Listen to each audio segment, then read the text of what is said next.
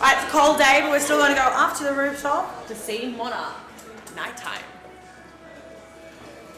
Right, we're going to go upstairs and warm up with some hot chocolate. I hear they can add booze, so at the end of a busy day like I've had, I'm going to need it. Opening this past summer was Rick Addison's fourth venue, the Monarch Rooftop Lounge, that boasts an impressive view of the Empire State Building located at 71 West 35th Street.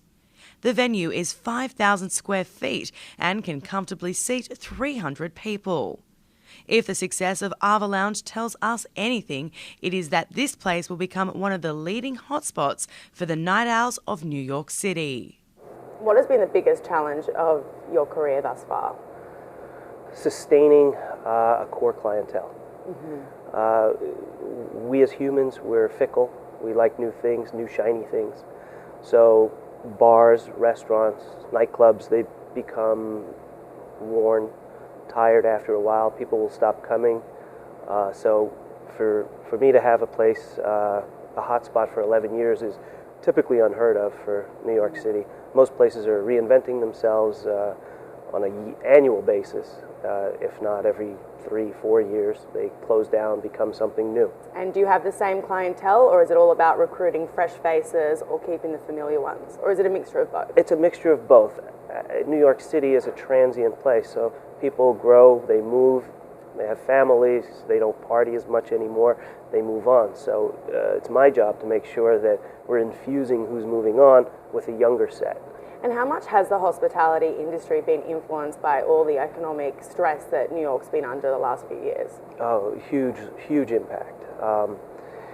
The spending habits are not the same. Everyone wants complimentary stuff. Everyone wants, free stuff. Everyone wants discounts. And social media does play a huge role in most businesses these days. So how is it a part of your strategy?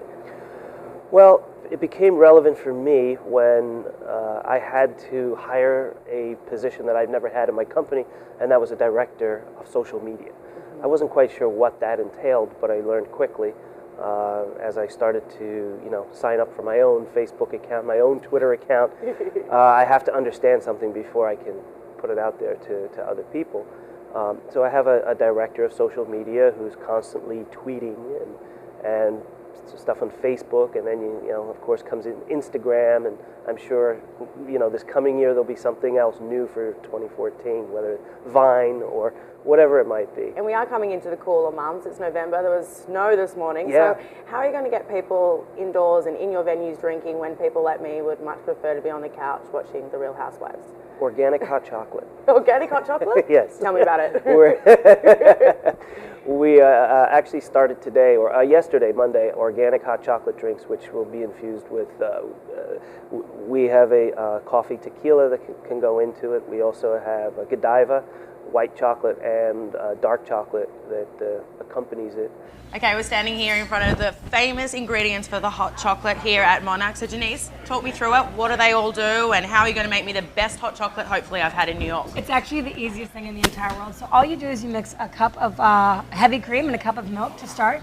You stir it up, you get it a little warm, and then you just put everything else in. It's half a cup of dark chocolate, some cocoa powder, a little bit of sugar, and then once it's all ready to go, after you throw in some vanilla also, you just pour it nicely into this beautiful cup we have here, put a little salt, a little bit of whipped cream, and stir it with a cinnamon stick, and you are all set to go with the hot chocolate. Worth being fat for.